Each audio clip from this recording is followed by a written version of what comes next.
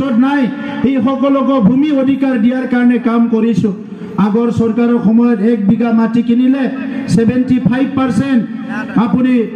জমা দিব লাগিছিলে ফিজ তেতিয়াহে আপুনি মাটিটো ৰেজিষ্টাৰ কৰিব পাৰিছিলে 5 লাখ টকা যদি এজন মানুহ মাটি কিনে তেখেতে প্ৰায় 3,75,000 টকা জমা দিলেহে মাটি নামজাৰি হয় আৰু আজিৰ চৰকাৰত আপুনি যদি 5 লাখত মাটি 1 বিঘা কিনে তেতিয়াহ'লে 1,000 দিলে আপুনি মাটি নামজাৰি কৰিব পাৰিব ইয়াত মাটিৰ কথা কয় বড়ো অনাবড়ো কয় কোনবা মন্ত্ৰী এমএলএ হৈ যায় কিন্তু মাটি 1 বিঘা মাটিৰ সমস্যা সমাধান নকৰে কিন্তু আজি